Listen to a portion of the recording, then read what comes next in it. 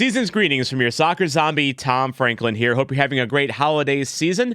For me, it's given me a chance to reflect on the year that was on this Soccer Zombie channel. It was 1 year ago to the date that this was released on Christmas Eve 2023 that I posted my first video on this channel right up here. It was a video on the MLS versus US Open Cup battle, and you can check it out right up here if you want, but I warned you, it's very new YouTuber who dis. It was very impromptu.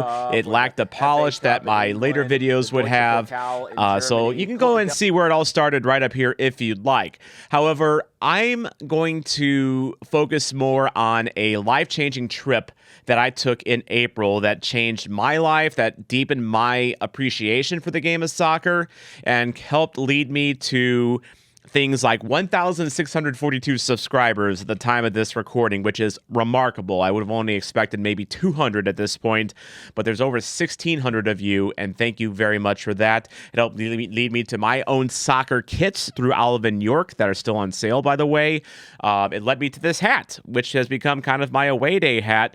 This hat I bought from a small shop on the island of Inisheer in the Aran Islands off the west coast of Ireland during this trip. It's a very sentimental hat for me, and I'm glad that it lives on this channel through my away day vlogs, which I would not have done. I've done a lot of USL games, NWSL games, a couple MLS games. I wouldn't have done a single one of these if it weren't for the 5 vlogs you're about to see in this video, back to back to back to back to back. This was a 5-day speed run through England and Ireland, featuring games from the Premier League, League One, League Two, and the League of Ireland. So football at all different levels. The response that I got on those videos encouraged me to shift course on my channel a little bit and try to get out to more games that maybe you can't get to. Soccer in America is budding, it is growing, but there are people that can't, make, a couple-hour trek to Indianapolis or Louisville or Tulsa or Omaha or what have you.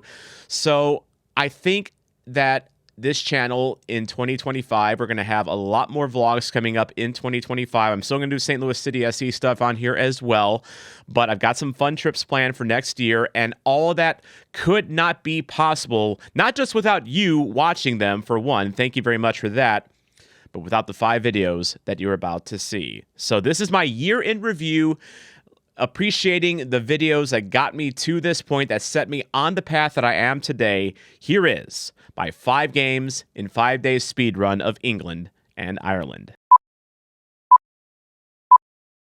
I don't ever want to be in this position again as a Reading supporter. From joy to heartbreak here in a second. It's a block party here in Bolton. Just to rub salt in the damn wound.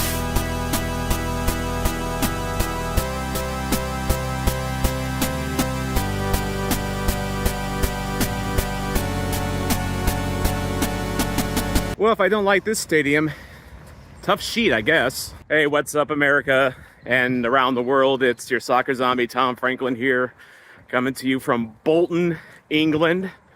And we are at my first ever English football game today as the Reading Royals take on the Bolton Wanderers, 2 clubs that know what financial struggles look like. Of course, Bolton digging themselves out of their own problems recently and taking on a team in Reading that, as I've covered here on this channel, have been dealing with their own financial issues more currently, although times are looking better with the potential sale of the club here. Talked to a couple Reading fans on the train on the way here. They're thinking it might be the Will family, which I speculated about in my last video. You can check them out there. I think if it is the Wills, Reading would be in pretty good hands. They've done well by the Vikings for the most part. But yeah, no, it should be an exciting game. I'm really excited to see my first English football game in person. League One matchup here. Bolton, definitely the better of the 2 clubs. If you look at the standings, they're fighting for promotion. And Reading, on the other hand, they should survive. Granted, they don't have any point deductions. They've been playing very good football of late, actually. They won their last 2 games, and they've been playing a lot more competitive. So hopeful, I think, if you're a Reading supporter, you go into this one hopeful for a point out of it. 3 points would be majestic, but should be an interesting clash today between two teams that have traveled down very similar financial roads in the recent past.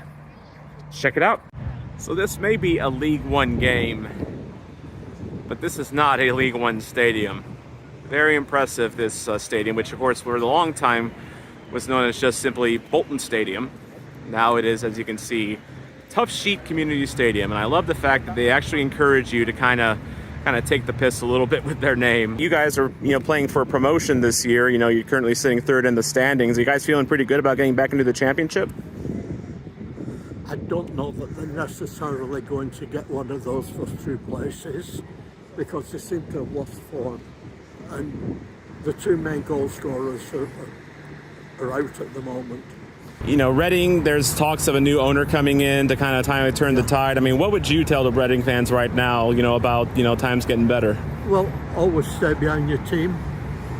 A lot of people tend to watch a lot of sport on television and the sport teams off the telly. From one of my North America trips, I seem to remember that one of the Chicago baseball teams didn't have floodlights, and they had a lot of afternoon games, and so they got a bit of a following around the rest of North America because it was live on TV. Yeah. It's easy to say, oh, I watch Manchester United, and they don't know where Manchester United is. They've never been to Manchester. They've got the biggest number of supporters of people who've never been to Manchester in their life. I lived across the street from Alma, the woman who married Nat Lofthouse. Okay. Who was the biggest player since the end of the Second World War. Okay. So he was local. I knew her, I knew her family. So there was a strong local identity. Sure. In recent times, we always had players from round, like there were Scots and there were people from the northeast. But as far as I can see, they're losing the identity. They're more owners from everywhere, players from everywhere. They might be good, but I find it hard to identify with.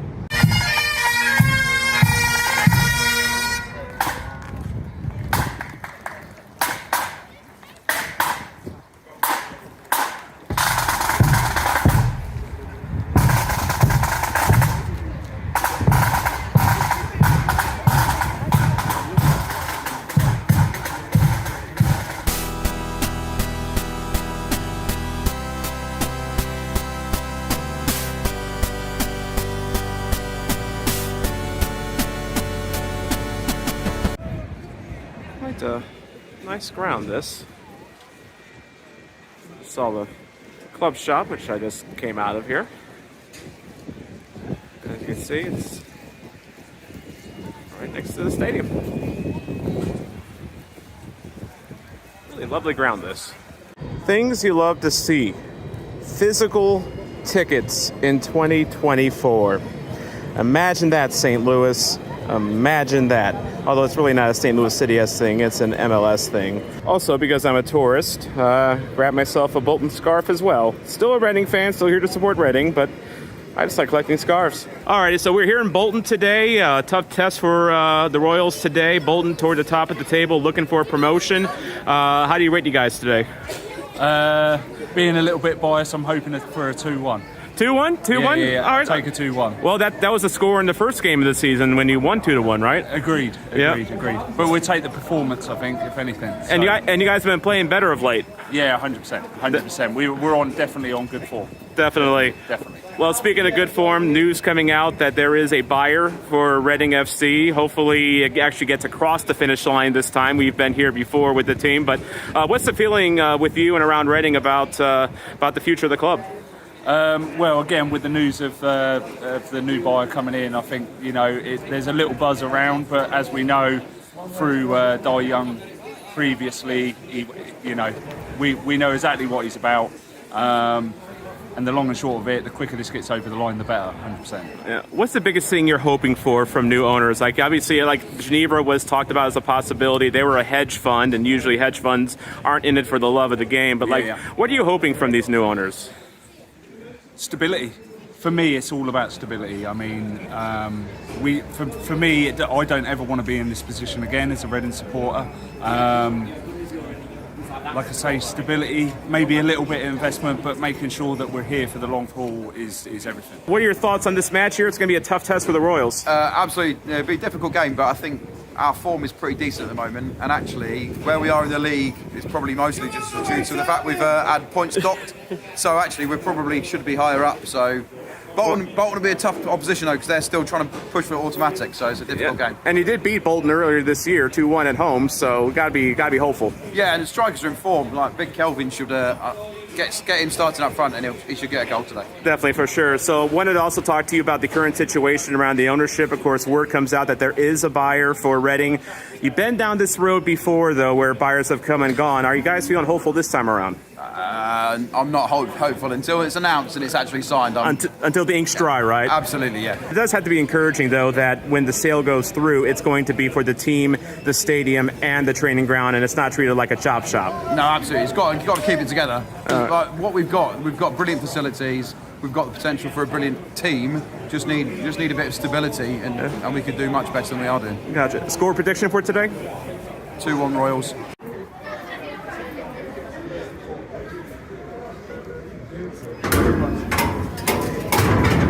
Hello.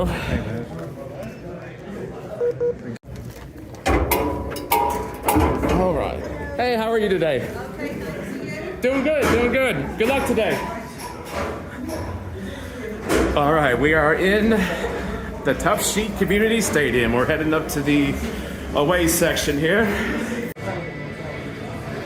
Around the away concourse, no frills here. Look at the concessions.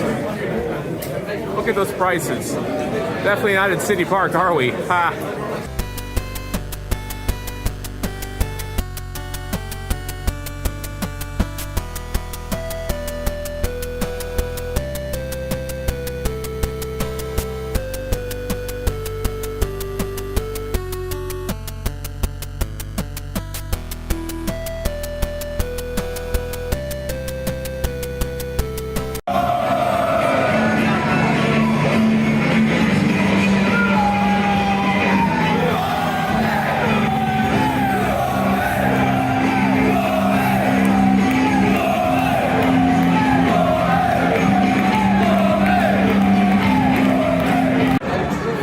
Ever English pie at a football game. Let's sink into it, shall we? It's a chicken Balti pie, so it's got chicken with a bit of curry sauce to it. It's discovered Indian food. I kind of like it, so let's see how this goes.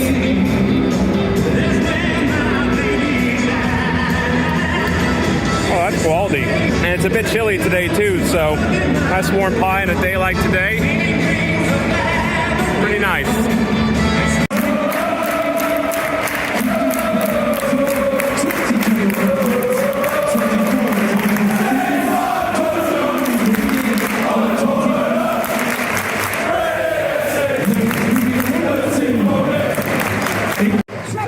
Fans that have been on the road at games at KC and elsewhere know that the vibes at an away day are top notch. No exception here in England. Big turnout here from the Reading faithful here up north. Everyone here has been very class so far. Digging this so far, really am.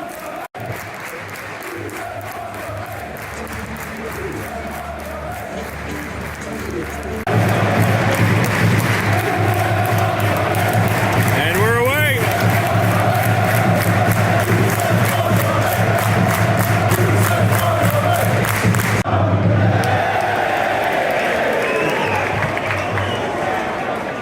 rest of the stadium's quiet, but the Reading side is definitely not. 1-0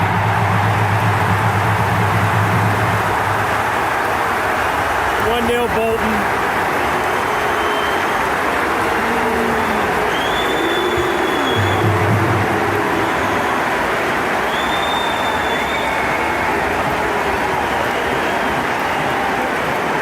Bolton crowd has come alive here. Just had some space in the box to work with and buried it, just as simple as that. There was a tackle earlier, just a few seconds earlier, that dispossessed the Reading player, and some calls for a foul never was given, though. Look at what Reading is in the EFL. Hard to tell.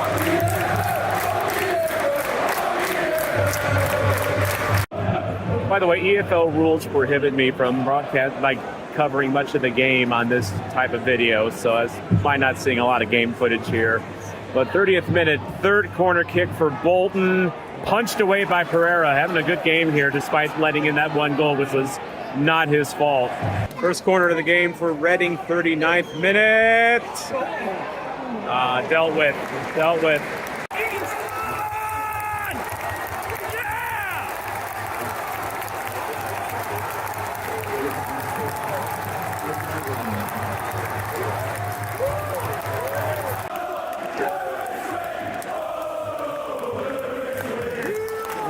Joy to heartbreak here in a second. Lewis Wing, an absolutely sizzler in the top right corner, giving Reading a 1-1 draw. Appeared to be heading into halftime, but just before the half here, foul given away in the box as Bolton have a chance to take a 2-1 lead. And here's the PK attempt. Yeah.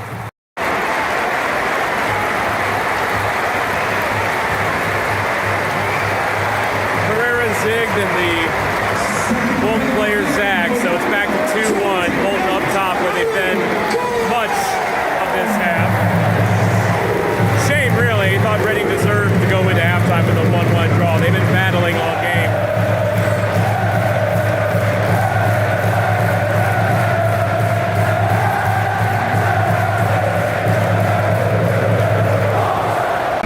Bit of a somber vibe here in the Reading away end here.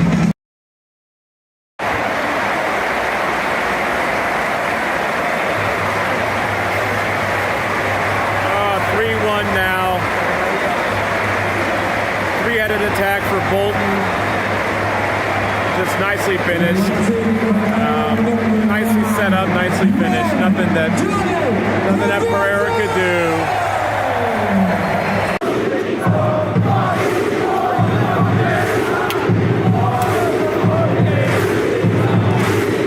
They were doing the Viking clap for Bodverson, who got the goal. So not because there's a bunch of Vikings in Bolton. That's no. 59th minute now, free kick opportunity for Reading just outside the box here. Dangerous spot if you're a Bolton fan, but promising if you're a Reading one, like the ones behind me. And it's off right at the goalie. Ball still alive, but cleared. By the way, for American fans, they do yell shoot here too. It's not just an American thing. It's not just a Blues thing. It's an everywhere thing. All right, here's a free kick. It's in the box, but defended pretty well by Bolton, who hit it dispossessed. Shot blocked. Still alive by Reading. Going to try to volley. Nope. Here's a shot blocked again. It's a block party here in Bolton. 4-1 now. Say this isn't what the Royals were wanting or expecting would be an understatement. Bolton just a lot more clinical today. Nothing they can do.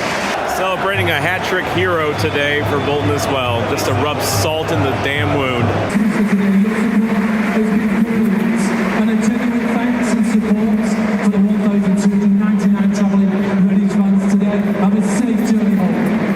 All right, it's announced 1,299 traveling Reading fans, so that's, wish we had a better result to go home with, but it is what it is.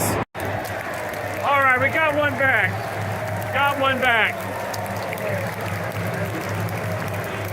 Bit of a consolation at this point, but we'll take it. No consolation. patience to be had here. Bolton get one right back in the dying embers. 5-2 now. Yeah. Some days it's just not your day. And it's not Reading's day today. So yeah, not the result Reading fans are hoping for. 5-2 at Bolton. I mean, to be fair, Bolton's a good club, good candidate for promotion. Got some work to do to catch up Derby and the other at the top, but good game by them today. Just they finished their chances. They had possession. They controlled the flow of the game.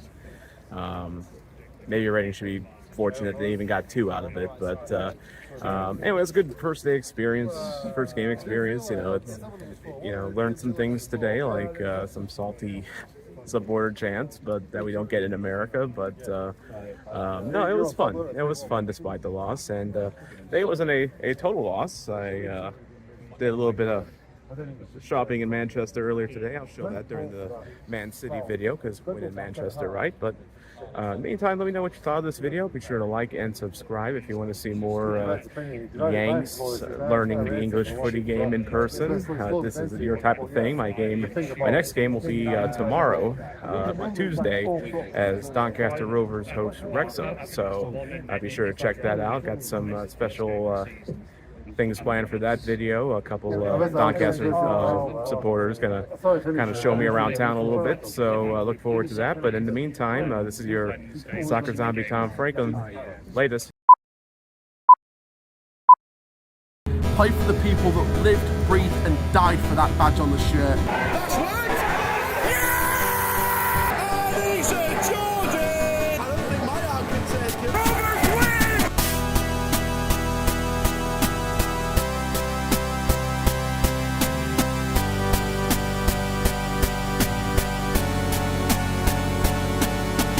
From the tough sheet to the Eco Power, strong stadium names here in England. What's up, everyone? It's your Soccer Zombie Tom Franklin here. Got some stragglers behind me here. We got Danny Dixon over here, and then we got the CHALL. That's the one. Aaron Challoner here, our fellow Doncaster / St. Louis City SC fan, and there's a little story behind the scarf that you're wearing there, Aaron. Let's go ahead and look at your anointing earlier. And there you go. You have been anointed with our St. Louligan scarf. Brilliant. You are now a Louligan. And also, courtesy of No Goal Patrol, you have one of our Berkey towels. Oh, fantastic. In honor of the He's in Your Head chant. Love and respect to the former Bolton keeper. All right, so we're coming into this one here. It is Wrexham in town. Wrexham promotion contenders in League Two, of course. If you're an American watching this, you all know about the Wrexham story. You know about Ryan Reynolds and Rob McElhenney and the TV series on FX. And yeah, I'm here to see them, but I'm probably the only American in Doncaster that is not a Wrexham fan. I am here to support the Donny Rovers. And to tell you the truth, why would an American support the Donny Rovers? Blame the CHALL back there. Because he decided to back St. Louis City SC in the MLS, and I decided, you know what, I'm going to return the favor. I am going to back the Rovers because he was nice enough to support us. It's only fair, right? Going into this one, Rovers playing a lot better football of late. Been on an unbeaten streak lately. Yeah, 1 defeat in the last 11 games. It's been formidable form at the moment. A lot of key players going into that form, and you know, it's going to be our biggest test since we started this run of form. And of course, you know, I booked this trip 4 months ago, back when the Rovers were flirting with relegation. And, you know, I was coming here fully expecting just an absolute bloodbath, you know, by Wrexham. And now we're coming into this one, Danny, thinking that, hey, we could get, 1 point is quite possible. 3 points, that doesn't sound crazy, doesn't it? No. If you told me this game 11 games ago, Wrexham, I would be quite fearful of Wrexham. But now, like I said, in my 11 games, we've won 7, we've drawn 3, and we've only lost 1. We're coming into this game with a lot of confidence. And of course, if you came over, from watching the Reading and Bolton video that I did yesterday, first of all, thank you very much for your feedback on that. All the Reading fans and even the Bolton supporters I met there as well have been absolute class. You all have turned out very well for my video, and I really appreciate you guys. But one of the stories last game between those two teams was two teams that had ownership issues. Bolton's getting out of their issues. Reading very much in the thick of theirs right now, although there is light at the end of the tunnel. Of course, Wrexham, no ownership issues whatsoever now because of Ryan Reynolds and Rob McElhenney. And but what's the situation with the Rovers? Like, how do you guys rate your ownership group? For me, well, we had a bit of issue with our chairman, David Blunt, who has now gone, thankfully, because now, hopefully now, the shackles have been put off and the owner, Timmy Bramall, has taken full control of the club again. To say that, we had a transfer embargo in January where we couldn't sign any players for a fee. So the 4 loan signings we made in January were made as 110% better. Lola Tyler, Matthew Craig, Akib Adelican, and not so much Billy Waters, who's on loan from our opponents today, Wrexham, by the way, so he couldn't play anyway today. But we had to beg and borrow for them players. But the future's looking bright for us, Rovers, under Bramall, because I feel as though financially, I think we can compete next season, me personally. You guys love your gaffer here, don't you?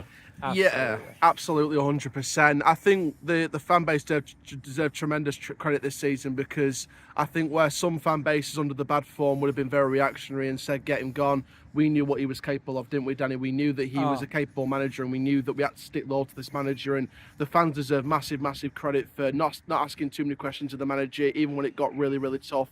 We stuck loyal to our manager. We knew what he was capable of. We knew what was capable going forward. We knew what we needed to do on the pitch and the training ground. And what we did there was we did what we needed to do. And I think that's why us Rovers fans were really patient with McCann, and why we didn't panic when we were low in lie in the table.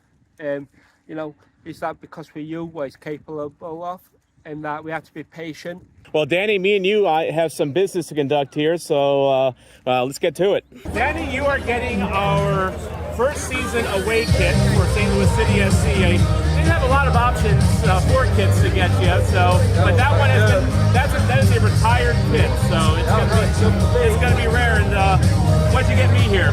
I got you a rare Doncaster Rovers away shirt for this season. And it's rare because it's not down. Oh, really? Because it's not through, it's from its foundation. Oh, I love it. There you go. I love it. Thank you, Danny. Appreciate it.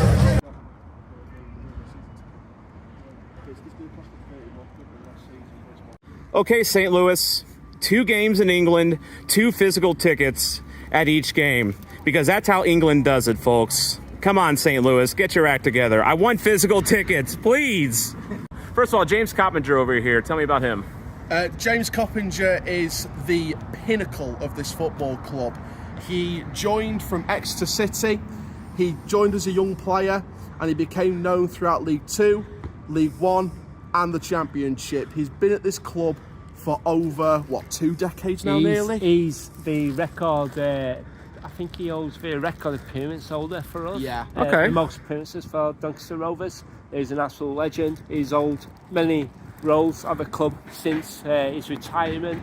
Yeah. He's now currently the head of recruitment at the club. Won a few trophies as well. A few trophies. Someone that used to be very clearly visible is no longer.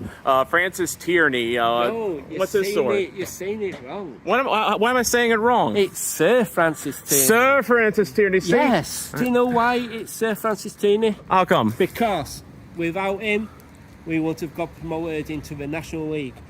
And an interesting fact for you here, Tom, about Sir Francis Tierney, is that he scored the last ever golden goal rule Really? in football. Really? Yes. Yep. And he got promoted against Dagenham and Redbridge. To get back into the Football League after 5 years in the conference, that golden goal at the Britannia Stadium, as Danny said against Dagenham and Redbridge, was the reason we got back into the Football League after 5 years in the Conference Wilderness. Yeah, spot on that, yeah. He said you had a shit game though against Warsaw though. Did he? Yeah, he said that, oh yeah, but you're shit against Warsaw. He's a good lad, he's a good lad. Just consistent. Keep going on, mate.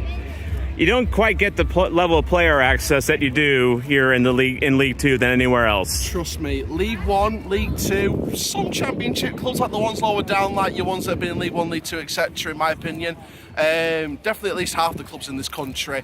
A lot of big player interaction. It's very community based, as we've already spoke about. The players will come right by, you get to shake their hand, you get to, high five them, bump them, whatever. There's in fact, the funny thing is, when I've done the content in the past, etc., I know a few of the players in the past have really they've known me from the videos, like John Taylor, for example. Shout out John Taylor if he ends up watching this, because he's been a massive fan of the content that I produce on YouTube. So shout out John Taylor. The people that wore that badge for years, the ethos and the DNA of this football club, and what the DNA and the ethos should be at every single football club for the current players, is play for the shirt every single week. Because remember the guys that wore that badge before you, remember the guys that will wear that badge after you. You set an example, you set the bar, and that's what we want from our teams week in, week out, every single season. Play for the badge on the shirt, play for the people that lived, breathed and died for that badge on the shirt. And if you do that, we can't ask any more of you. Starting off, just tonight's game for us. What is this game? Where are we? Are we playing? So Doncaster Rovers here at the Eco Power Stadium. We've been the form team at the moment. 1 loss in 11 games. We've been the form team. We're at the top of the form table in League 2. Sorry, I'm really sorry. Stop me there. Your big Disney debut delayed a little bit, huh? If we're speaking in Disneyland terms, we've had a few minute technical malfunction, but we'll be back in operation as soon as possible. Any Disney fans? Shout out to you. That analogy was for you. Every game. There's no game you don't get 12,500. So they're making profit every season. Well, Here come the Wrexham team off the bus. Phil Parkinson. Eli, turn around, mate. Perfect, mate. even away fans like you, Phil. Phil, have you got any advice about? I'm doing my coach advice at the moment. Got any advice? Keep it simple. Yeah. Paul! Yeah. Get to Wrexham. Get to Wrexham. Max! Paul! Yeah, for a photo. Paul Mullen. Does he always feel what? Thank you, mate. Yeah. Paul. Does he always... I don't know him, lad. Ollie! Ollie! Yeah, for a photo. Ollie Palmer. I know people get frustrated about Paul Mullen, but he's a wonder. And of course, this is being shot for Welcome to Wrexham as well, so that explains the boom mic in the camera. Thank you, mate. Perfect, thanks, mate. And we're here ready for this game against Wrexham tonight. It's going to be a very, very tough game because Wrexham are in formidable form at the moment. Doncaster have got 1 defeat in 11 matches, so... How do you feel about it, mate? Me? If you asked me 11 games ago about facing Wrexham, I would have been quite fearful. I would have been fearing the worst. But right now, like what Aaron's just said, we've lost 1 in 11, we've won 7, drawn 3 and lost 1. And it really did feel like a family atmosphere outside of the stadium, including this guy here, Lee. He hosts a vlog called Around the Grounds. I'll link it into the YouTube below, but I'll be appearing on his vlog for this game, getting the American perspective on things. And I also want to shout out Joseph Oluwu, who was one of many players that I had a chance to shake hands with and say good luck to. This was actually after the game, after Oluwu, I felt, put on a really good performance today. He is a center back for Doncaster, had a tough task today, and as you'll see, was up to the task today. So shout out Joseph Oluwu. You've got a new fan all the way in America now. And then finally, this gnome, well, I'll let Chal explain this one. So this right here is the Donny Gnome, the Gnome on Tour. This is very much a tradition for Doncaster Rovers supporters.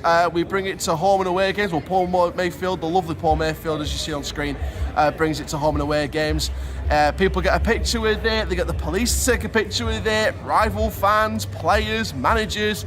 Everyone can take a picture with the Gnome. I know a couple of grounds can be a bit tetchy with it, but majority of grounds, if not all of them, you know, allow the Gnome into the ground, and it's amazing. It's like a breakthrough tradition. It's like part of the Doncaster Rovers supporters culture. Like the old Cheers song goes, sometimes you want to go where everybody knows your name, and they're always glad you came. Amazing community atmosphere here, Charles. Yeah, you know, the best thing about a club like Doncaster Rovers is the community aspect. You know, everyone knows everyone. You can interact with the players, shake their hand, have photos, get things signed. I'm going to bring one of my shirts on last home game of the season against Barrow, so it's amazing. The squad feels so together, and it's been like that for a little while now. And if you're nice enough, you get your own kit. This is one reason I'm over here in England, because I wish American sports had this kind of sense of community. Like, I think we're onto something in St. Louis. I think we're getting there, but it's still developing, and we don't see that with baseball. We don't see that with the NFL. We don't see that with any other sport. This is what I love about this. There's a lot that American sports, in my personal opinion, can learn from British sports,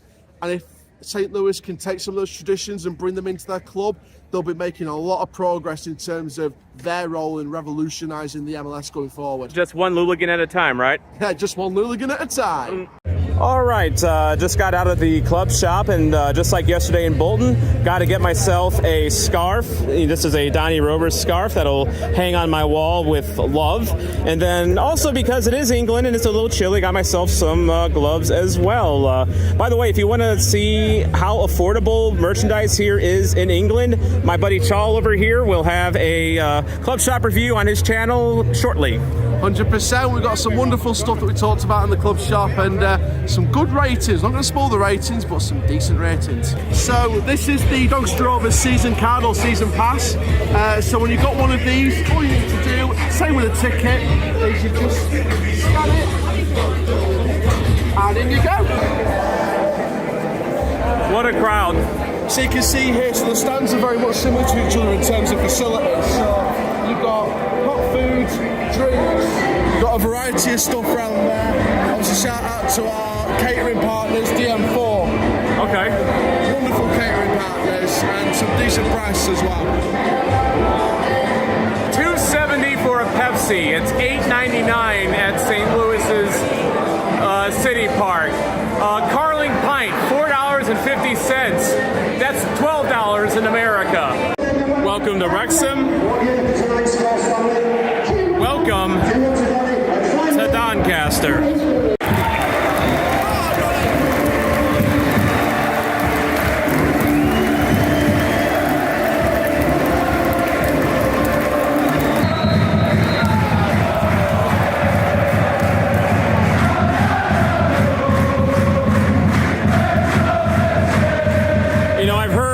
Supporters groups before. Of course, I'm from St. Louis. We get loud.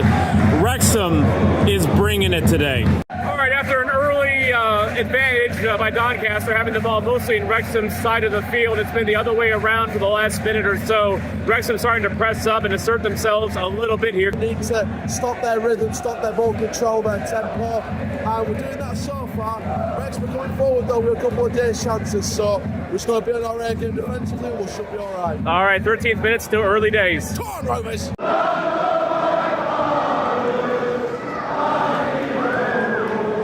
Now, part of this could be just simply because we're sitting on their side of the field, but the Wrexham fans have been extremely loud all game. The story for Doncaster so far, they're getting the balls in deep. They're just, when they get into the box, though, it's being well defended, and you can't really get a good shot off. But overall, it's been a good game so far. Hopefully we'll get the goal that shows for it. These teams are very evenly matched here so far. You could tell one's pressing over the other and one team's pressing back against the other, so it's going to be a very entertaining match, even if there might not be a lot of goals. Nope.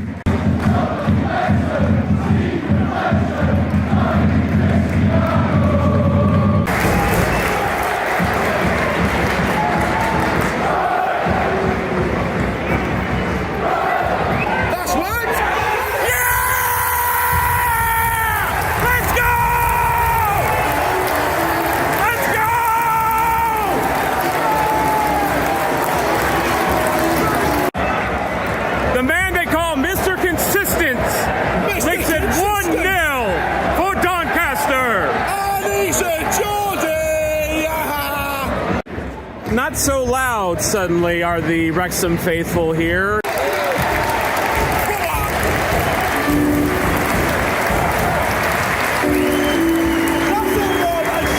Rebound shot. Okonkwo deals with it. Almost 2-0. think my arm can take it, let alone the people who've been here 50 odd years. Front post. Tense moments there, almost 2-0 as little confusion in the box by Wrexham. The ball almost squirts in. Okonkwo having to clear it off the line. Donny fans thought that was in. We thought that were in, or almost at least, but keep it going like this. If we can get the second goal, I can feel it. 53rd minute, still a lot of game to be played. Come on, Reds.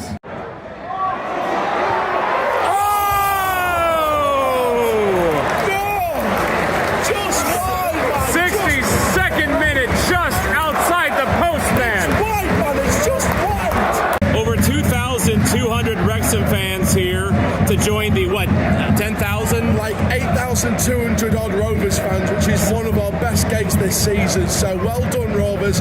You've done your team proud. You meant that badge to you. Very nice turnout here. This is a stadium that doesn't hold that much. Sign him up, sign him up, sign him up. Oh, what a save! Great save by Okonkwo. Yellow card for Paul Mullen. And the Doncaster fans loving it. Wrexham fans, not so much. It's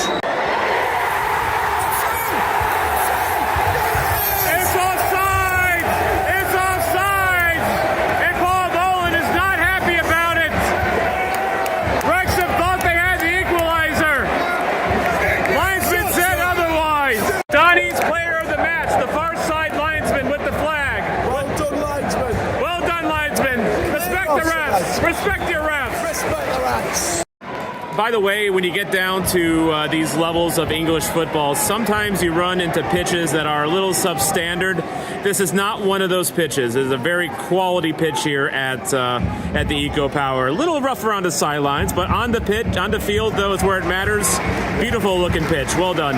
84th minute, Shaw. I need a wellness check from you. How's your heart? Just passing the rate. I'm nearly on the verge though. 5 minutes of extra time, Shaw.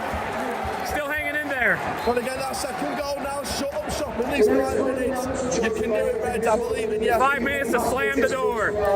Standing ovation for the captain, Richard, walking off the field on his own power, declining the stretcher.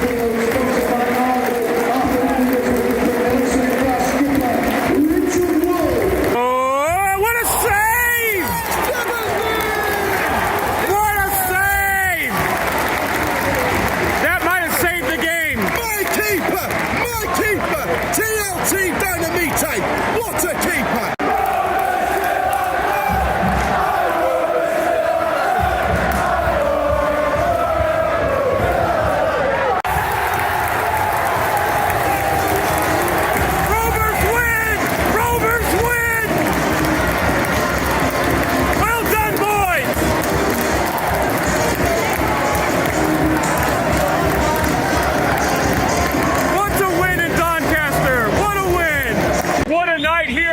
Doncaster, the Rovers, mid-table League 2, beating, upsetting arguably, mighty Wrexham, the much ballyhooed, much hailed Wrexham, 1-0 at the Eco Power Stadium. Owen Bailey getting a goal right before halftime, and Donny held on from there. Wrexham never really was in the running in the second half. Donny held strong, had a couple knocks in the game to their defense later on, with Alulu kind of getting hampered and then Wood coming out later. But Doncaster faithful, this has got to be one of the biggest nights of their season so far. Over 10,000 people in this stadium witnessing an improbable upset, at least very improbable as of 4 months ago when Doncaster was flirting with relegation. Now there is hope that Doncaster might even possibly sneak in to the promotion playoffs. I mean, it's a long ways away. They're about 7 points back right now with about, 6 or 7 left to play. It's a tall task. It's not impossible, but they slay the Giants tonight here in Doncaster, in Wrexham, sending Wrexham home sad. 1-0 and a great night here in Doncaster, England. Enjoyed my time here at the Eco Power. Very nice stadium. It's I would rate it probably, in terms of size, around a higher tier USL Championship size stadium. It's built in 2007, so it's pretty modern. comfortable, quality people that you got to meet before the game. I met before the game. Just a warm atmosphere here. It really is family here in Doncaster, and this is what exactly I hope American football, aka soccer, becomes down the road. But let me know what you thought of the video. If you're a Donny fan, leave a comment below. You gotta be happy with how things turned out. If you're a Wrexham fan, let me know what you thought as well. Be sure to like and subscribe for more. My next game on my insane English speed run is going to be in Manchester tomorrow night, Man City against Aston Villa. I don't know when this video will be up. It will probably be up after the Man City game, probably on the 4th is my guess. But regardless, I'll try to get out to you here as quickly as I can. But in the meantime, from South Yorkshire, this is your soccer zombie, Tom Franklin. Welcome to Doncaster. Gosh, this place is just vast. Give it up, Roy Keane. Give it up. Like magic. Phil Foden, the hat-trick hero. This is just Man City being an absolute machine.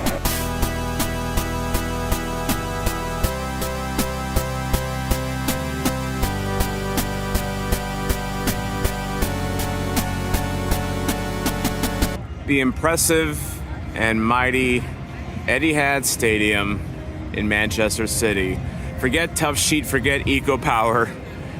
This is pretty massive. I'm not gonna lie. Sorry Rovers fans, sorry Reading fans. This is a big deal. Hey, what's up everyone? It's your soccer zombie Tom Franklin here. First premier match ever in person for me, as here in Manchester today. Kind of a gray day here, but a good day for a top Premier League match, number 3 versus number 4 in the league, as Man City gets set to host Aston Villa today. This one has some big Premier League implications.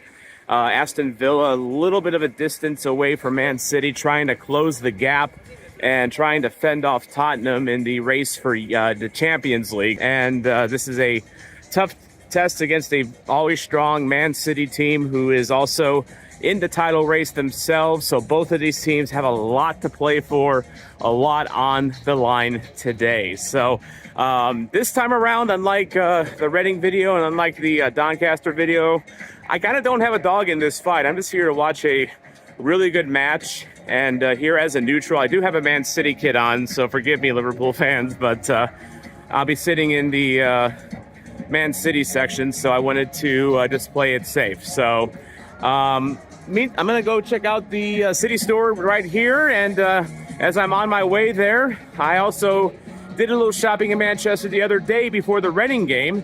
Paid a visit to a little place called Classic Football Shirts, and let's see what I walked away with. I've given these people so much money over the years, and now I'm here, all the way from America.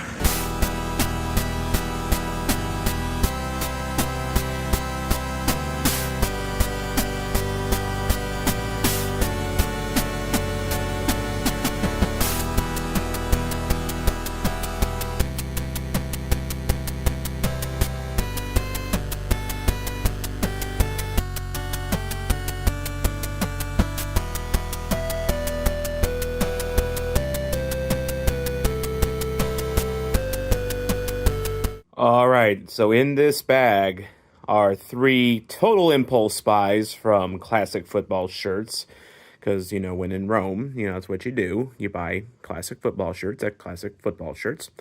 And let's see what's in the bag. All right, first things first, we have Manchester City's 2021-22 away kit.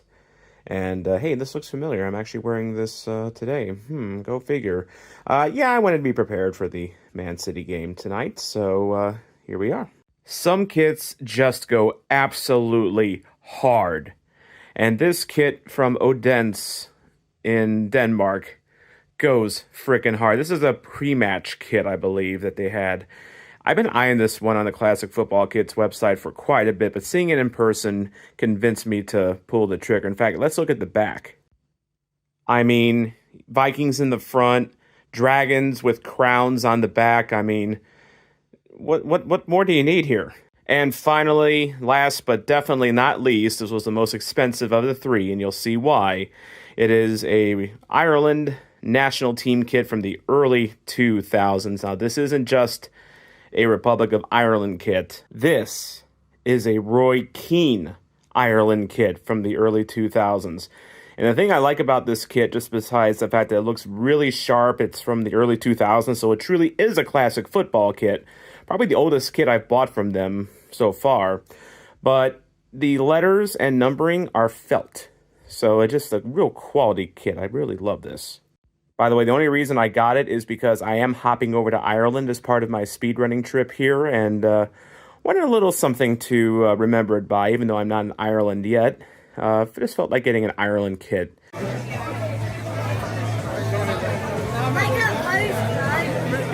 A very busy club shop here. Very busy.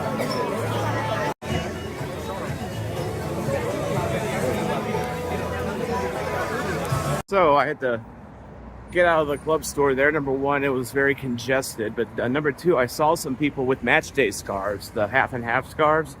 Apparently you can't get them in the store. They were saying a vendor out here somewhere was selling them, and I must be blind because I can't find that vendor, so maybe I'm too late.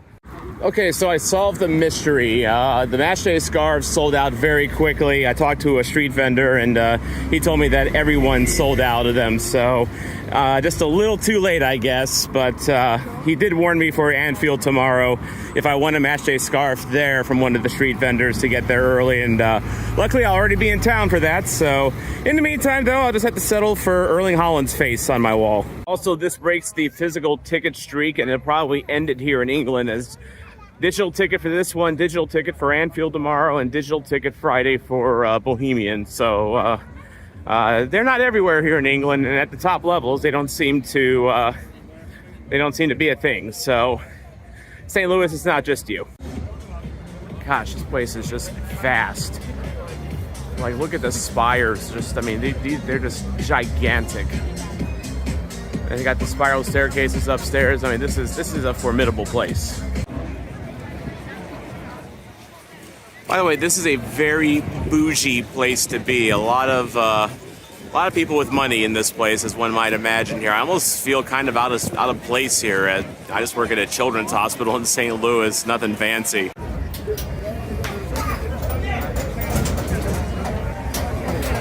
All right, we are in the Etihad, through the turnstiles, and up we go. Touchless ticket system here. I didn't get to show you it because I had to use my phone to actually get in. But yeah, I'm sitting pretty high up today in the Colin Bell stand. Row Z, I know that much. I'll find out the section here in a bit, but it should be a pretty good view. But also an aisle seat, which is good because I'm a chonky boy, as you have seen. By the way, very nice view of the Manchester skyline as you're going up the ramp here. Manchester, very underrated skyline. It's kind of nice. A lot of the buildings are similar in architecture, so I'm sure this is planned somehow. But yeah, not too bad. I've spent a lot of time in Manchester since I've been here, almost as much time as I've been in Liverpool, and I want to come back and visit someday. Despite the impressive size of this place, kind of a tight concourse here. Take a look at the concession prices. We got some pies up there.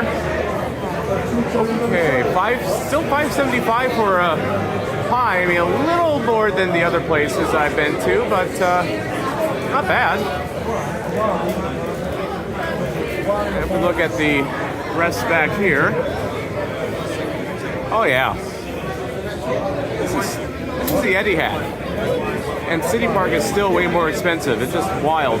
You know, my friend Chris Perkins, he joked when I got this ticket that I might need a Tibetan Sherpa to get up to this seat. It's not far off. Actually, it wasn't too bad getting up here. Probably no worse than Busch Stadium, honestly. But yeah, still, even though it's high up here, still gonna be a great view of the game. Again, I'm in the second to last row, the upper deck of the Etihad. and yet I still feel like right on top of the action. Like, this is actually, I mean, I know the phone camera makes it look a little more distant than it actually is, but like, I can still make out jersey numbers out there on the field. This is going to be a fantastic view and a fantastic game. I'm getting more hyped up for this as time goes on here. Even though, like I said before, I don't really have a dog in this fight. I just want to see some good football. Okay, time for a hot take. So you see this guy here, Erling Haaland. Recently, Roy Keane, who, by the way, his jersey I just bought, by the way, awkward, recently came out and called Erling Haaland a League Two player. Absolutely ridiculous. One, I was at a League Two game last night in Doncaster, and let me tell you something, Erling Haaland would score about 10 goals a game in League Two. Apologies to Rovers fans, apologies to Wrexham fans. Haaland would absolutely destroy League Two, and it's so silly to call him a League Two player when he clearly is a world-class striker. I mean, give it up, Roy Keane, give it up.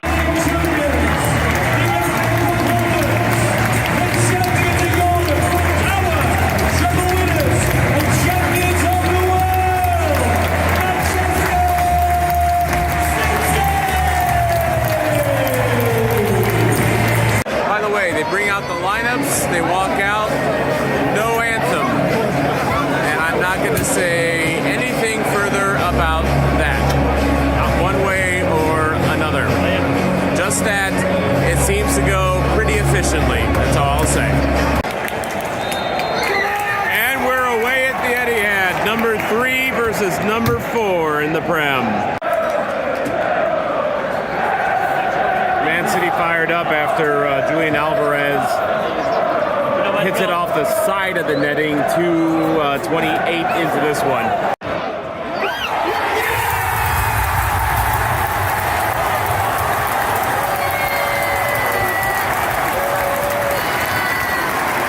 And City are on the board.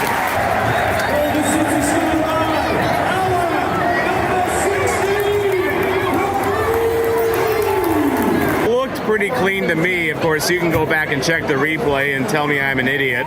And a roar from the crowd as the goal is upheld.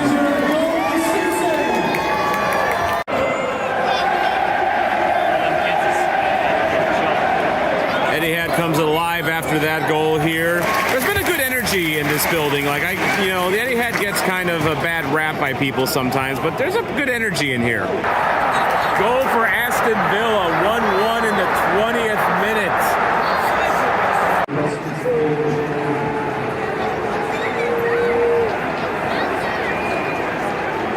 Villa fans celebrating now because the goal stands. They were checking Duran for a possible offsides. By the way, Duran, a Colombian, also formerly of the Chicago Fire, all the way up now in Aston Villa. How about that? Really nice goal by Duran if you have a chance to see it. Just a nice 1-2 setup. Duran starting it, laying it off, and then he makes a nice run, stays on sides, and just buries it. Just well done by Duran. 1-1. Every time Jack Grealish touches a ball, he gets boos from the Aston Villa faithful, or formerly of Villa. As quickly as those "Come on City" chants start, they end. I'm never quick enough to get them.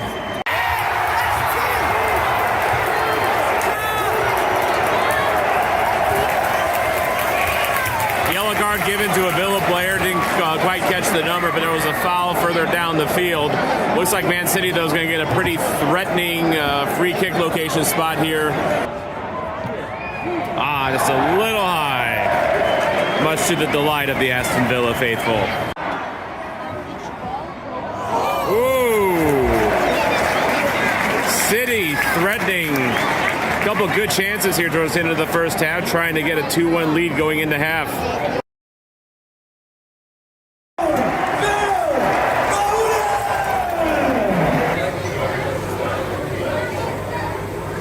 Like magic.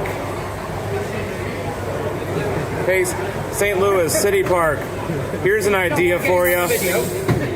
Well, I knew that was going to happen. Stepped away right before halftime. There was a break in the action. Thought maybe we'd go into halftime, tied 1-1. Got myself a self-serve beverage, and Phil Foden scores. I missed it. Really, just expert A-tier vlogger here. Just fantastic.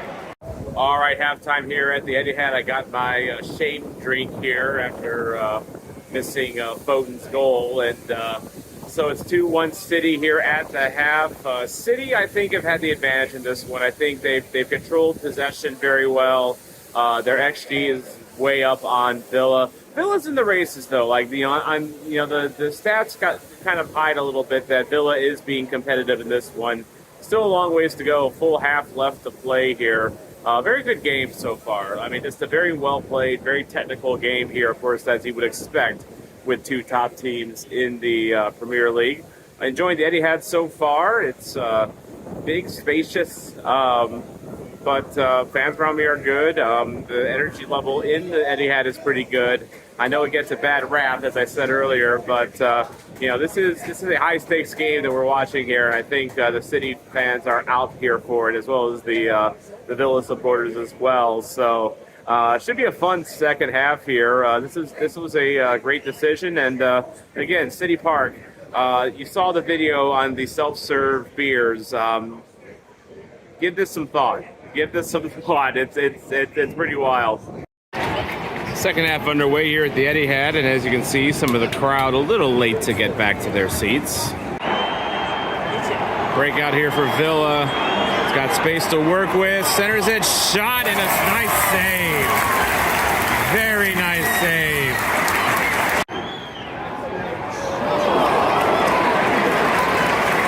Nicely dealt with.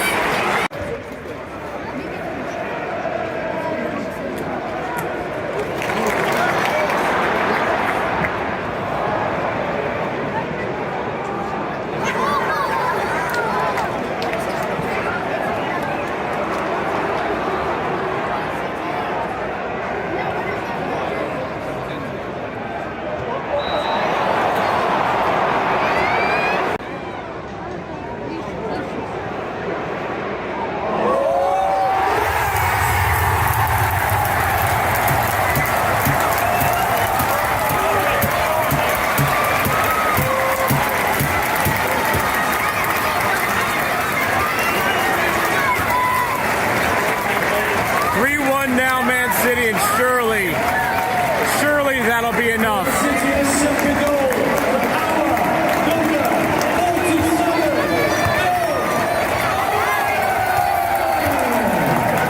And yay, I did get to see a Phil Foden goal today.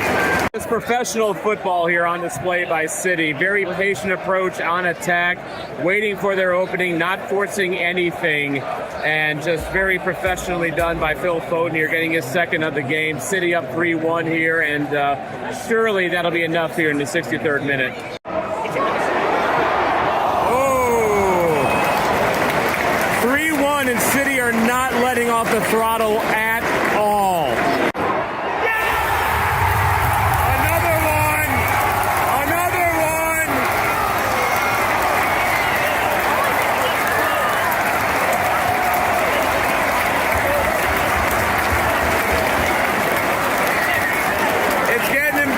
Now 4-1, City up.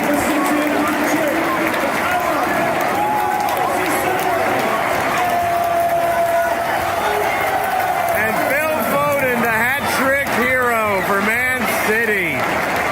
What a performance by him. What a performance by City today.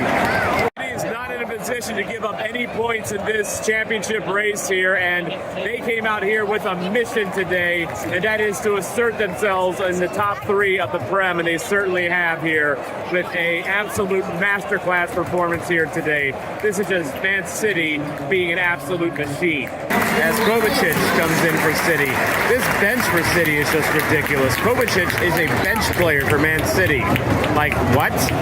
Big ovation for the hat-trick hero today, Phil Foden, as he is subbed off here in the 80th minute. What a game from Phil today. Every bit the superstar that he is for Man City. When it's not your night, it's not your night. And it's not Aston Villa's night. Full time at the Etihad. Dominant performance by Man City. City. What more can be said? And there you have it. Big win for City tonight, keeping their championship hopes alive. 4-1 win, dominant. What more can be said? Villa looked like they had at least a prayer at halftime, but that prayer did not go answered rather, as City just laid it into them in the second half. Didn't give them a chance to get back into this game. City having 2/3 of possession, major shots advantage. This was just a clinical, classic Man City domination today, pure and simple. A little disappointed didn't see Holland today, but I can understand that after playing against Arsenal. They probably wanted to rest him up a little bit today, but Holland's one of my favorite players in the world of football, and I was hoping to see him today. I don't care what Roy Keane says. I think he's a freaking idiot for calling Holland a League Two player. I mean, okay, Holland might be a little one-dimensional, but that one dimension makes him one of the best players in football, period. End of story. So, regardless, that is it from the Etihad tonight. Catching a late train to Liverpool for Liverpool and Sheffield United tomorrow. But if you enjoyed this content, please make sure to like and subscribe. If you're a Man City fan, let me know what you thought of the game in the comments below. And a little more bare bones this time around. No fan interviews or anything like that. I really just came here to enjoy this game, and hopefully if you watched it, you did too. So this is your soccer zombie, Tom Franklin. See you next time.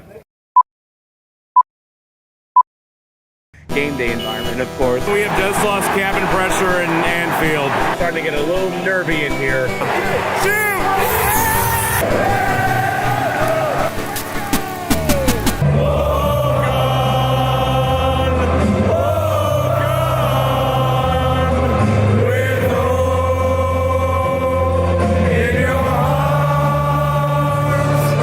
There she is in all her glory, Anfield in Liverpool, a place I've been wanting to visit for a long time now, and I'm finally here. Hey, what's happening? It's your soccer zombie, Tom Franklin, here outside of Anfield, Game 4 of the speed run, the final game in England today, and quite frankly, the game that really kicked off this whole idea in the first place. My first idea for this trip was just to come to Anfield because I'm been a Liverpool fan since America really started paying attention to the Prem in the late 2000s. Picked Liverpool right away. I've not wavered from that. I remember the likes of Pepe Reina and Ned, Dirk Kuyt, Lucas Leiva, of course Stevie G, the final years of Jamie Carragher, on defense, playing with power and purpose, as the announcer would say in FIFA back then. But this is a place I've wanted to go to pretty much, as long as I've been following the Premier League, and had to pay for a hospitality ticket to get in, because that's about the only way you can guarantee to get into this place. But it's worth it, in my opinion, because this is where I want to be most of all. Today, it's Liverpool and Sheffield United, two teams on basically opposite ends of the Premier League table. With a win today, Liverpool can go back up top of the Prem. They have a game in hand over Arsenal, who currently are ahead of them. Man City, of course, I did a vlog from there yesterday. If you want to check that out, they beat they're the number 3 seed in the Premier League. They beat number 4 Aston Villa at home yesterday rather handily, 4-1. So they remain third in the Prem heading into this one. Technically tied with Liverpool, but Liverpool have a game in hand. Getting down to the business end of the season here, every win matters, every win counts. And of course, Liverpool coming off a short rest after playing during the weekend here. But they are playing a Sheffield United team that only has 15 points at this point of the season. It's April.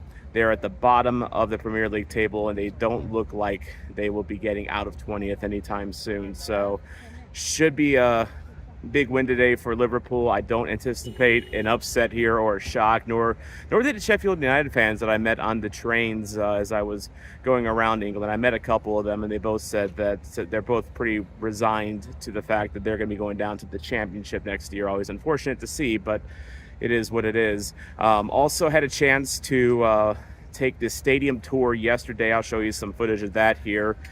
Just really nice to see the history of the place, walk through the hallways and walk through the stairs of Anfield.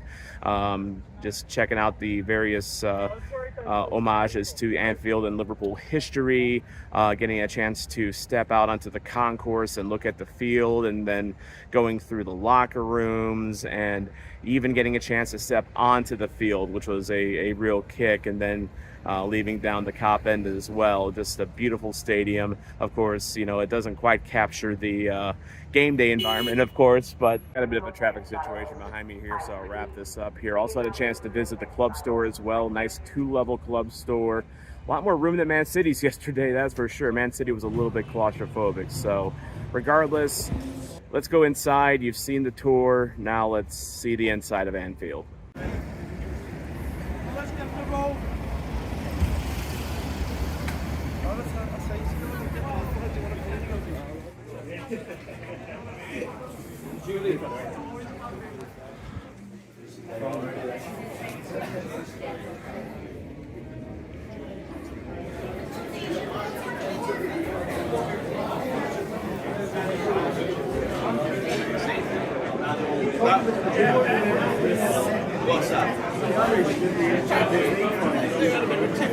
Bit of chicken tikka with rice and naan bread.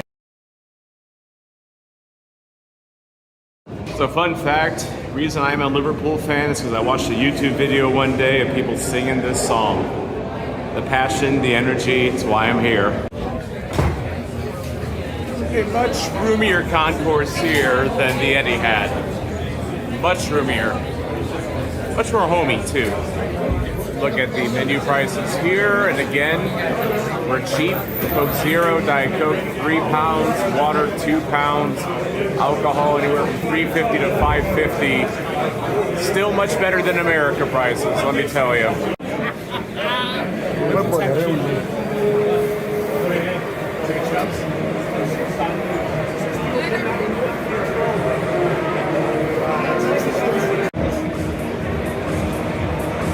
My God, this place. This is a little bit before pregame, so not everyone's at their seat yet. But man, this place. Man, this place.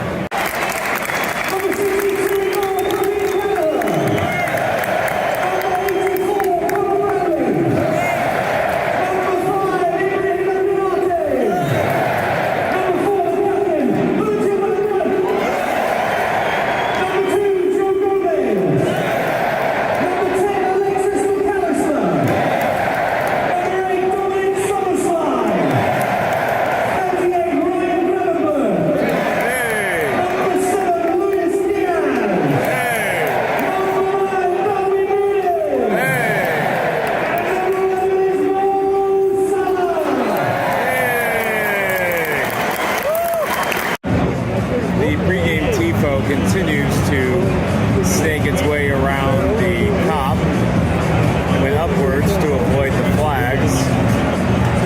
Now it's moving our way, but very nice of the group that I went through to get this ticket to put me on the Cop End.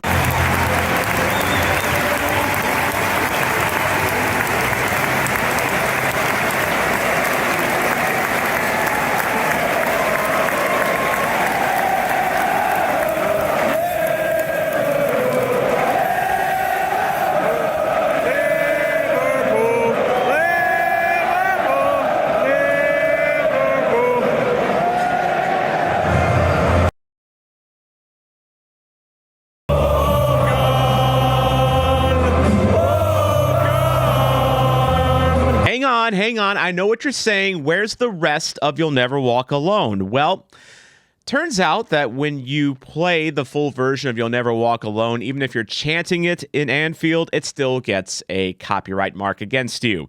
The original video did get a copyright claim on it, not a strike, but a claim. So I'm sharing the money with the creator of whoever owns the rights to You'll Never Walk Alone. So I had to cut it down for this video because at that time I was not monetized. Now I'm monetized, and the rules, you have to be a little bit more careful going forward with copyright music. So That's why I just got a little snippet of that there. But if you want the full version of You'll Never Walk Alone, it's right up here if you can put up with my singing. But if you want to see what it's like to sing You'll Never Walk Alone in Anfield, you can watch the full version right up here where my finger is, okay? Good deal. Now here's the rest of Liverpool and Sheffield United at Anfield. I have waited a long, long time to be a part of that. That is why I'm a fan. That right there. Oh, by the way, there's a match here, too. Saw a lot of 7-0 predictions in the hospitality area before the game, and that almost went out the window. Sheffield United with the ball deep in Liverpool territory to start this game. Nearly just made it 1-0 Sheffield. I mean, what a miracle it would be if Sheffield even got a point from this. What the hell did you just say?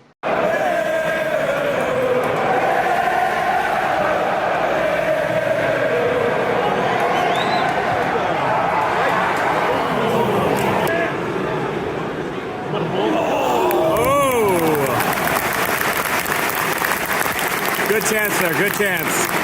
By the way, very cozy confines here at Anfield. A lot of people packed in tightly here. Not even 10 minutes in and it feels like Sheffield's already parking the bus on this one. A lot of players playing deep for them.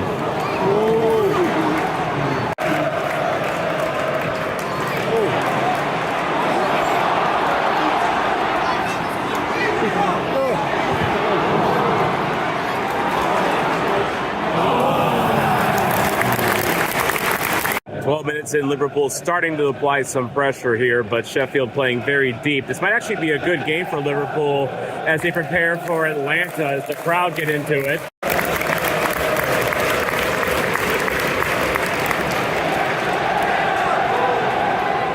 And Atlanta might play a very defensive structure like Sheffield is playing today. So might not be a bad test for Liverpool today to play against a team playing so deep defensively here.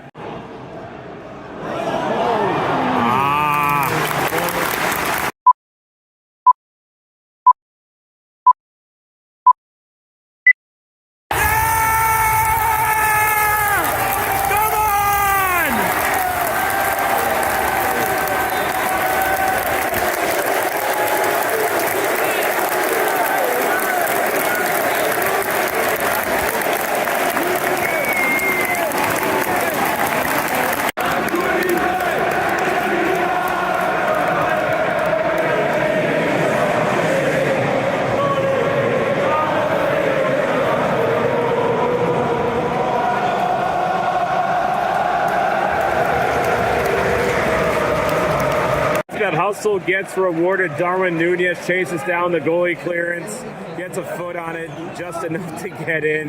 We'll take it 1-0.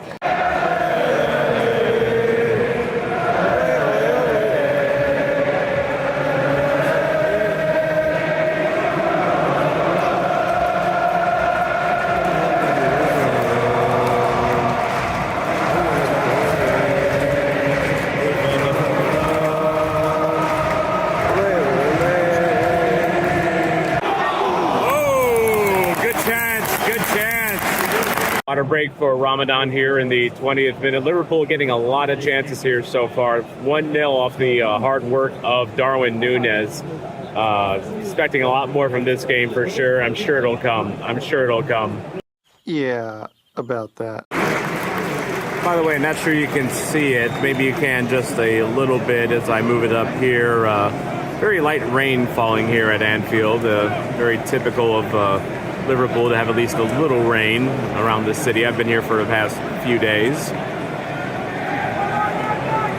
But still, don't feel a drop here because we have a roof.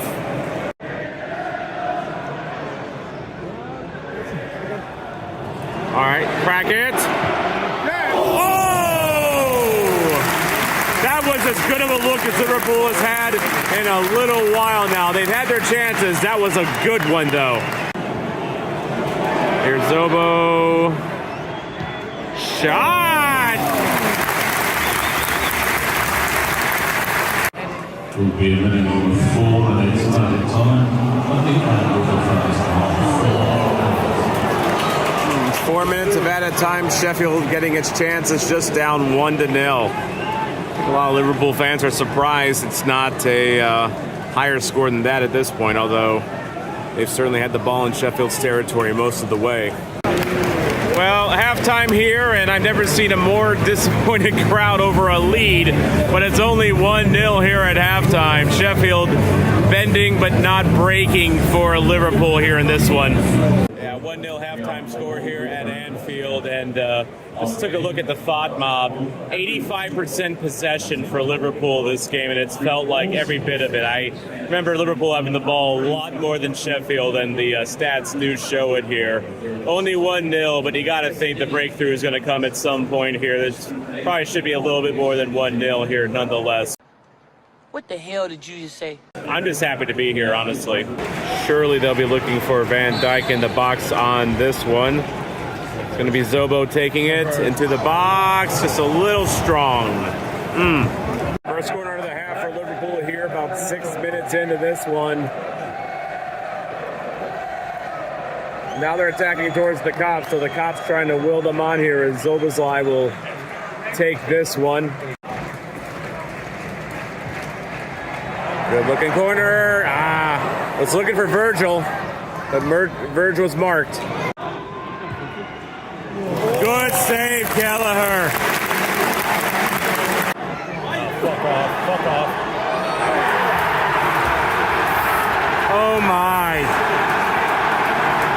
Ladies and gentlemen, we have just lost cabin pressure in Anfield. 1-1 completely against the run of play here.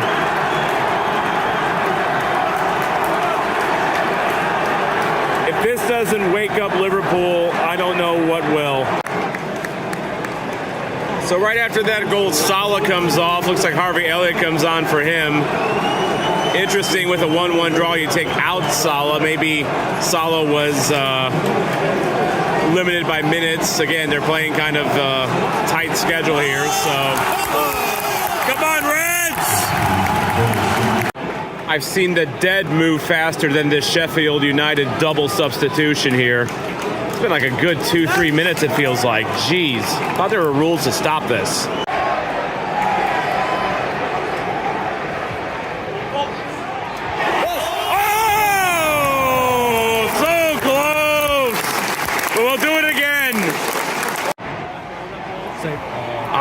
Just missed the head. Another one. No man's land. Oh, God. Looking pretty, but not effective. Oh, God. So close. 74th minute. That was as good of a chance as Liverpool's had for a little while now. Starting to get a little nervy in here. Still 1-1.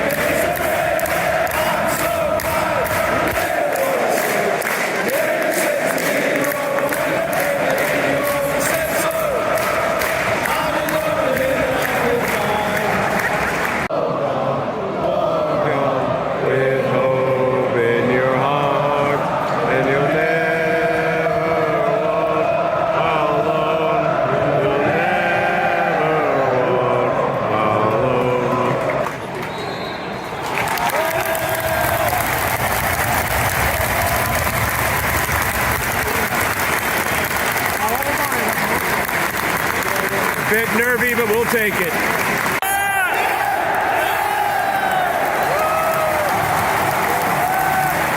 God bless you, Jurgen Klopp. God bless you. And that's a wrap here from Anfield. Liverpool coming back to win 3-1. Well, it wasn't really a comeback per se. Felt like it, though, when you are drawing a team 1-1 like Sheffield United at the bottom of the table. McAllister with a great goal to put us in the lead. So Liverpool go back up top of the Prem and where they belong, of course, in my incredibly biased opinion, of course. But what a pilgrimage this has been for me. 4 games in 4 days. I cap it off with Bohemian in Dublin tomorrow. But this was the main event for me. Coming to Anfield, all this history. First time since I became a fan of Liverpool in the late 2000s, I've been able to make it out here, and it was worth the wait. I was expecting a dominant stomping of Sheffield United. Didn't quite work out that way, but got something better. I got a nervy, thrilling encounter where we needed the last 15 or so minutes to put us ahead. Sometimes that makes the journey worth it in the end, because after all, soccer is all about the ups and the downs, and then rising up from those downs is the best part of this game. If you like this video, please make sure to like and subscribe. If you want to see more of this sort of thing, if you want me to cover more Liverpool content, please just let me know as well. And comment on the game if you're a Liverpool fan. Do you think we should have put this one away earlier? Are you satisfied with the result? Are you worried going forward? Let me know what you think of this game and this vlog. I appreciate all your support. This is your soccer zombie, Tom Franklin, and I'll never walk alone. Of the soccer team in Dublin, and it's just part of who we are. This place used to hold 40,000 plus vibes. Why I love this game.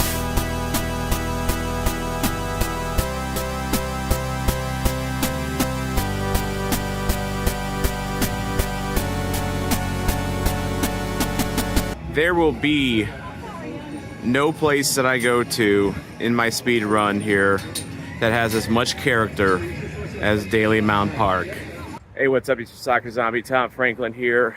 5th game in 5 days on my speed run, as I am now in Dublin here for Bohemian FC versus Waterford FC, League of Ireland football tonight. If you have followed me during my journeys over here, please make sure to like and subscribe and comment what you think so far. Yeah, up the Bows!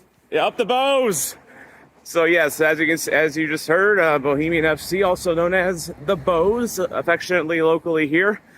They play at Daly Mount Park, which is what many people think is the cradle of Irish football. Historic park, opened in 1901, used to house upwards of 48,000 people. Nowadays, only closer to about 4,000, 5,000. It's seen better times.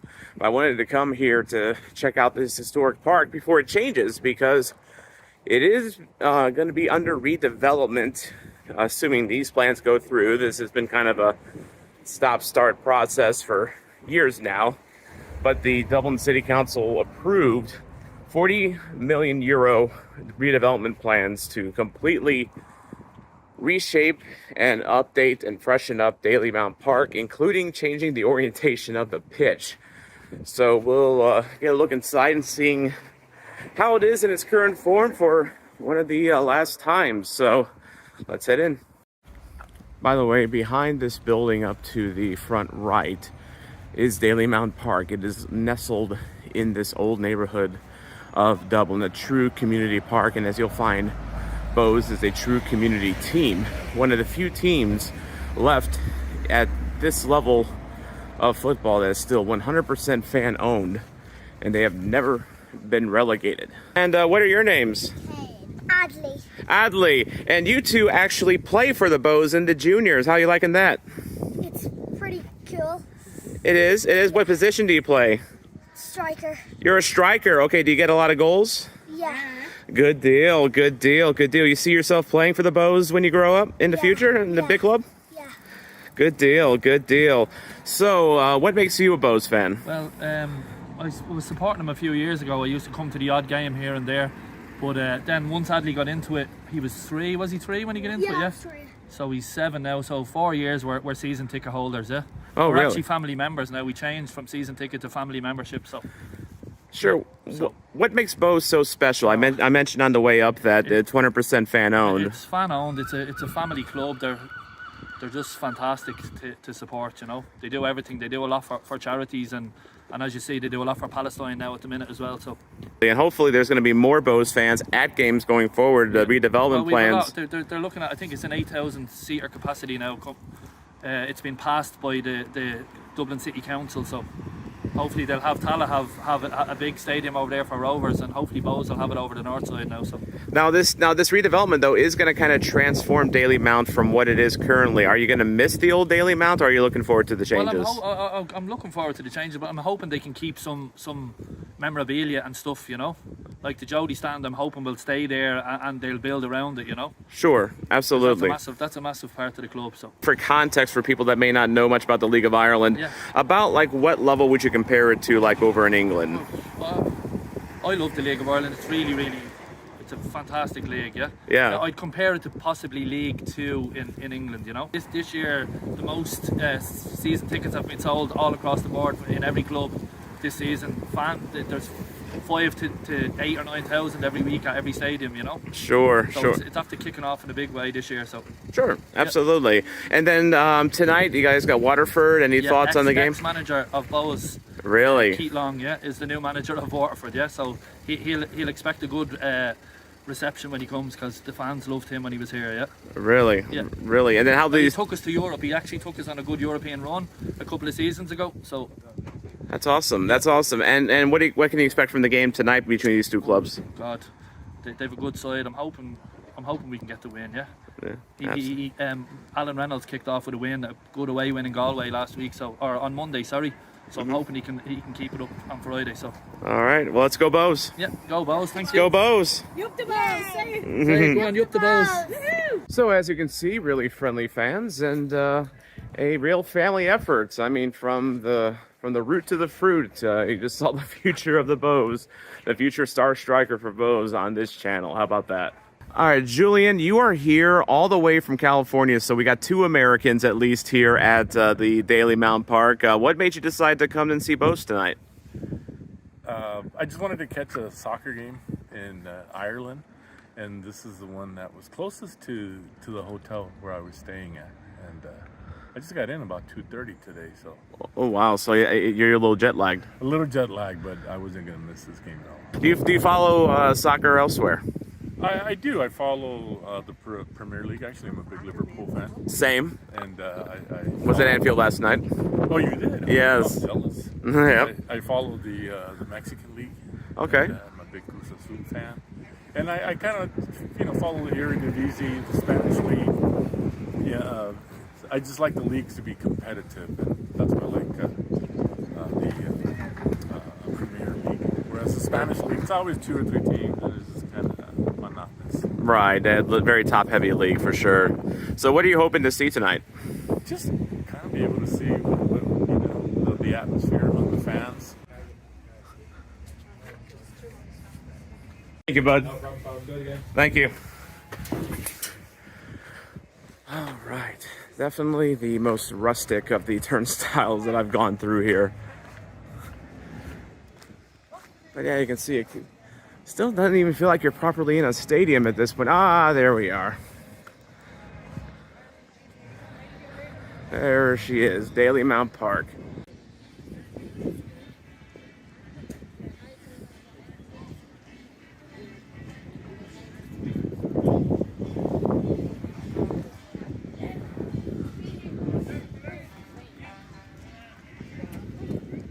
Easily the most character of any park that I've been to so far on this tour. Easily. And you love to see it. A merchandise shack. And of course, no speed run is complete without completing your scarf collection and also beanie collection. It goes with my kit here, my shirt rather, which honors Bob Marley and his performance here at Daly Mount Park back in 1980s. So they loved them some Bob Marley here, and wanted to complete the look. So there we are. Imagine being an Irish football fan in the 60s and 70s, and the Irish national team is playing. You might be in those terraced sections over there. They have long been a ruin of sorts. No fans have stood there for quite some time. But yeah, these are the old terraces that will be going away soon as part of the new renovation here. And then over here is the Jody stand. It is the main stand of Bows, and where a lot of the more stringent fans sit. I could have sat over there, but I didn't want to take a spot away from one of the true diehards. But it's a good place to be because, as you can see, they have cover, and I will not. I'll be over here. Another look at the old terrace stands over there that are falling apart right before your eyes. Just part of the reason I wanted to come here was to see the old rustic charm of this place. Hard to imagine this place used to hold 40,000 plus. By the way, in case you're wondering, these are the restroom facilities here. Old school, for sure. Look at the prices for the stand that's out here by me. Little higher on the menu prices here. I never thought I would come to Daly Mount Park and see higher menu prices than the Etihad, but here I am. Although I did actually see one of the chicken sandwiches earlier. It looked pretty good. I'm going to refrain from having one, though. I just ate a little bit ago, but it's very interesting how they price their menu stuff over here. Now, how long have you been affiliated with the Bows? First game, 1977. Really? It's Newcastle United in a UEFA Cup game. My granddad actually brought me to see Newcastle playing, and when I got here and saw Bows, that was it for life. Now, one reason I'm talking to you is because I know Bows fans, they volunteer for their club. Yeah. And you're a volunteer, correct? Absolutely, yeah. Yeah. 100%. What keeps you coming back? I think it's part of the fabric of us. In Dublin, we're big GAA fans, Gaelic fans. Bows, oldest soccer team in the country, oldest soccer team in Dublin, and it's just part of who we are. Dublin GAA, Bows, Glasgow Celtic in Scotland, we're all intertwined, interlinked. What makes Bows so special? I know you're one of the few fan-owned clubs that are still out there, and you've never been relegated from the top division. What makes this club so special? I think the fact that it is fan-owned. We elect a new board every year. We're all part owners of our club. We all volunteer. There's probably a couple of hundred volunteers scattered around here tonight, and it's just the fabric of what we are. We don't win many trophies, but we're here for the right reason. We're here for football, and we're here to be part of something good. We try to do right by the community. We try to do right by society. We support good causes. We're at the back of the Palestinians at the moment. Sure. Back of our own homeless population. Mm-hmm. You know, we've lots of good causes going on in the background here. Sorry, boys, good program. Good man. How's your coat before the bus out all over the place? Enjoy the game. Okay, take care, boys. So again, you guys have not been relegated from the top division ever. Why do you think that is? I think our managers have always had decent squads. We've had a few close calls. Last couple of years we've been hovering around the European spots, doing okay. We rarely end up in the bottom 2 or 3. Good management, good squads. Yeah, we're always thereabouts. Yeah. So where do you rate Bows this year? Like, how do you think they'll fare in the league? The big aspiration is to get to Europe, so we would be hoping for at least a 4th place finish. The reality, we've had a ropey start to the season. We lost our manager after a couple of games, so it's a fresh start here. We lost a derby game last Friday out in Tallaght. We had a great first half, poor second half. So I think top half of the table with everything going well, a 4th place finish. Absolutely. And by the one more thing too. So this place easily has the most character out of any place I've been on my tour. Brilliant, yeah. And Yeah. but it's going to get a facelift pretty soon here. What do you think of the new renovation plans? it has to be in a way. Like this is in the middle of a housing estate here. Like if you drove past, you wouldn't even know that it's here. But we have to be modernised. The place is falling down around us. We've done our best for years. We have no big sugar daddies coming in with money. All our money is generated through our own initiatives. Dublin City Council have bought out the stadium. We still own the club, so we'll turn the pitch around. We'll have a four-sided stand, and all good for the future. All right, let's go Bows. Go Bows. So once again, like Man City, I find myself in the second to last row of the stadium, although here it's a little closer to the field, just a little bit.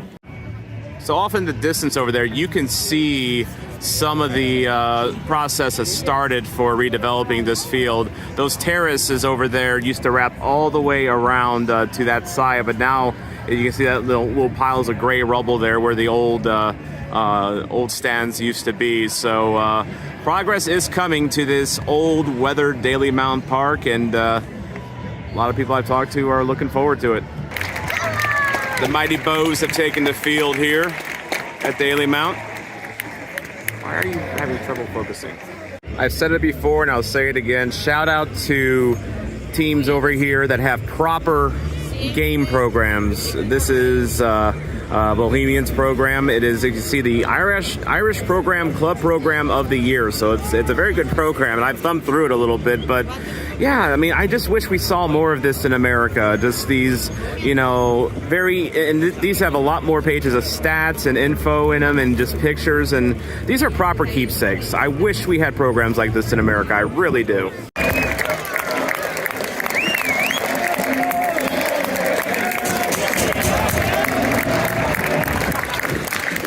Waterford fans lighting the flares, starting us off here.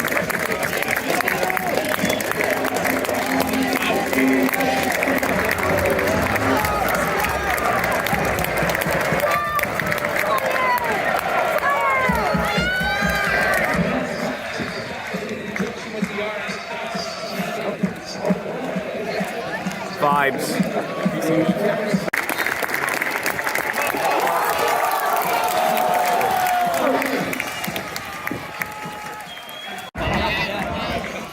And we're away here at the Daily Mount.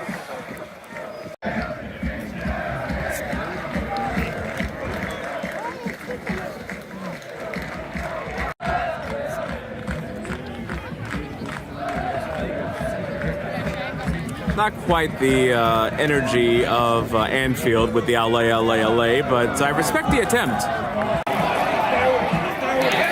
Nice tackle. Nice tackle. What a tackle.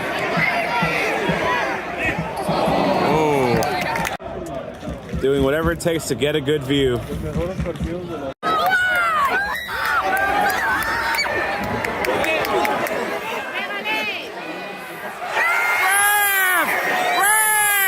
Come on! 14 minutes into this one, and I only know that because there's no scoreboard or clock going on in here, but thanks to the FOT mob, I know that. Bit of a nervy start to this one, back and forth. No team really taking an advantage at this point yet. You heard the calls for a foul earlier in the Bohemian possession that just occurred.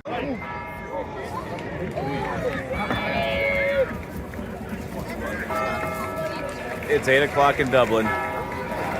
Good patient build up. Nice.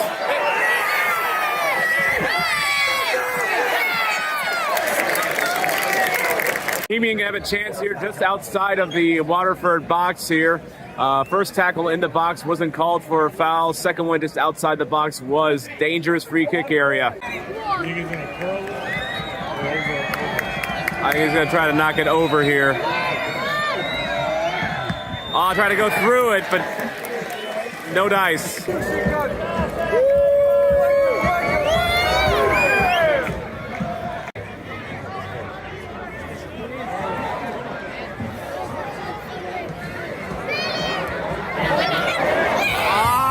Just couldn't find the head.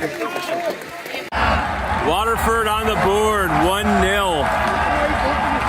Had really been a back and forth game up until this point, but it's Waterford that gets first blood here at the Daily Mount.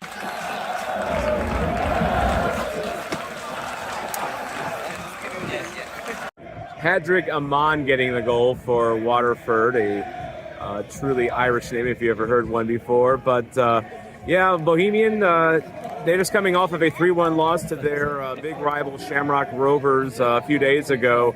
Been off to kind of an uneven start this season, so hoping that they can turn things around here as this game goes on, but they're already trailing 1-0.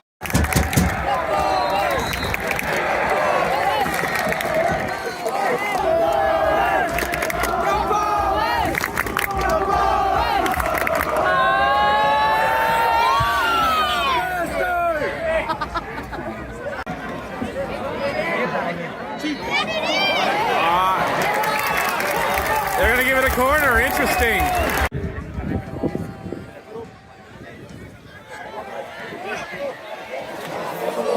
Ooh, just off the top of the net. Now Bo's going to try to get a counter here.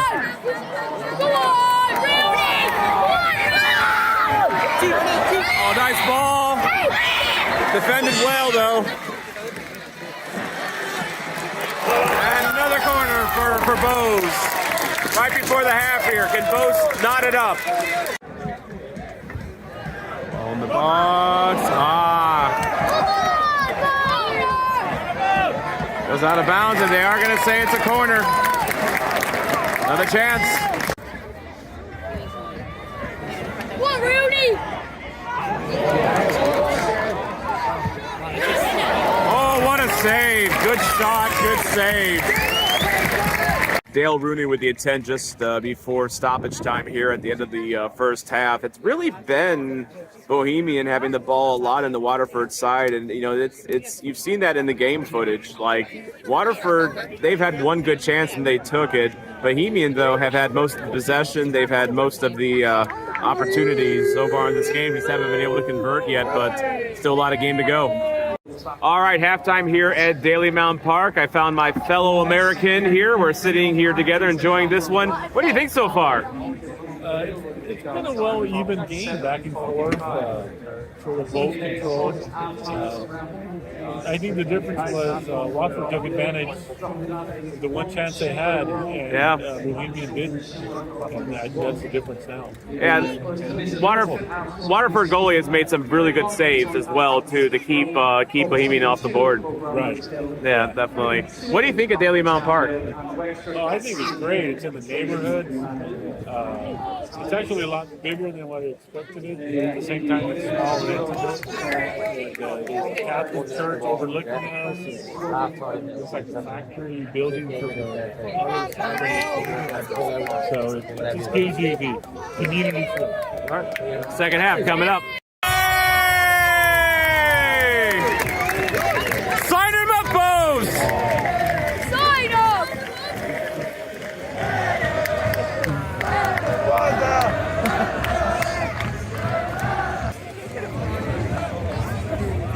This guy might be the most entertaining thing of this game so far in what's been an entertaining game. He just scored a penalty. He's going to try it again from the spot here. Come on! Oh!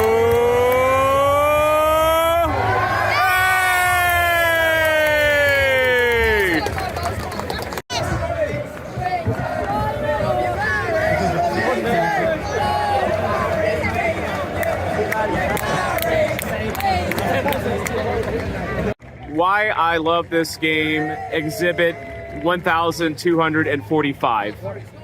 So has he always had that in his locker? Well, in his locker, yeah, most of the time, but he usually hits it wide sometimes, you know?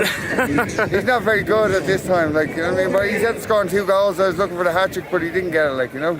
He was on target this time, though. Yeah, all the time, yeah, but there's no goalkeeper, you know? So it's easy. He moves pretty well, too. How old is he? He's 78. 78 years old? Yeah. Man, he's a legend. Legend. Yeah. Was he a former player or? No. He's just an all-time supporter, like, you know. No, he's good. He's good. No!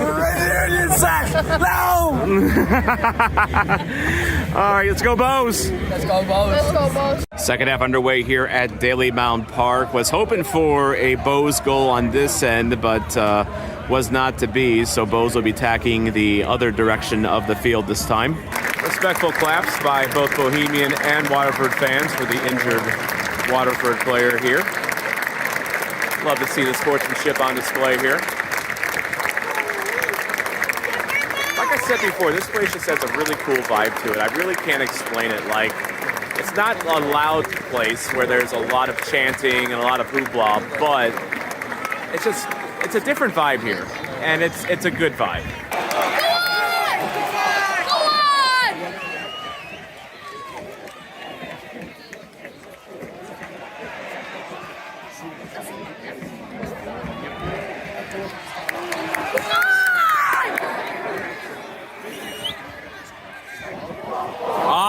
Just wide. Not a lot of game action here in the second half, about 15-20 minutes into it. Bows keep getting their counterattacks and their attacking motions foiled by Waterford. Waterford doing a really good job at preventing Bows from getting any really good looks at net.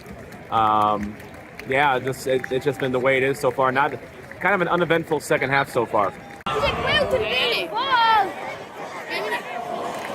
On net, but saved.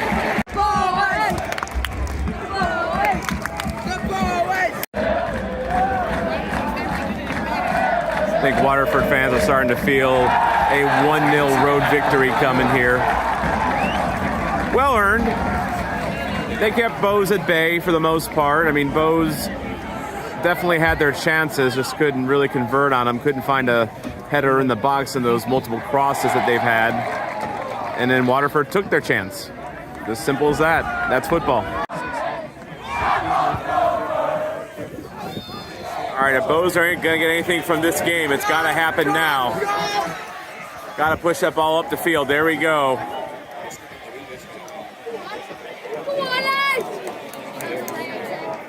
Can they get one last opportunity here in the box? Centered, cleared away, and cleared. But a corner kick. Corner kick, and this might be last kick or close to it. Ball into the box. Oh!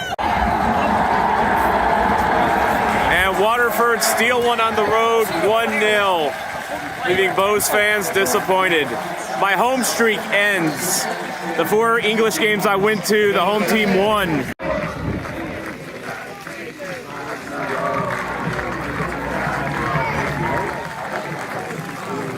So a disappointing night for Bohemian, dropping a 1-0 home loss to Waterford. They've now lost 4 of their first 8, so not the start that they're looking for, especially if they, want to be on the top half of the table in this league. Credit to Waterford for taking their chance when they had it. Bohemian had more possession, they had more shots on target, and they just never felt like they were going to convert. So, as it's gotten very dark here, by the way, not the most well-lit street here, but I'm over here somewhere.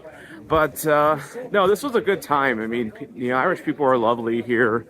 Daly Mountain Park's got a lot of character to it. I wanted to come here, one last time before it transforms. A lot of people that I talk to here off camera agreeing that it's time for Daly Mountain to finally modernize a little bit. So I was kind of glad to see almost like a football ruin here in Ireland.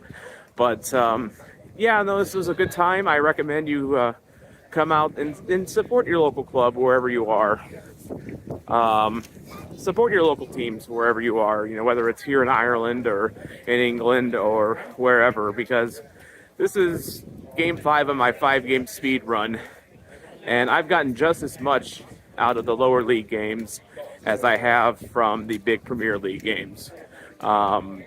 This is where football lives. This is the heart of football here. I came here to find the heart of football, and I found it. And it's been a wonderful ride. And if you've been with me during this journey, I want to thank you for watching and subscribing if you've been with me on this journey. And if you haven't yet, please hit that like button, hit subscribe. It helps me get this video out to more fans like you. And leave a comment below if you're a Bows fan. Thought maybe you had an opportunity today and just let it slip by.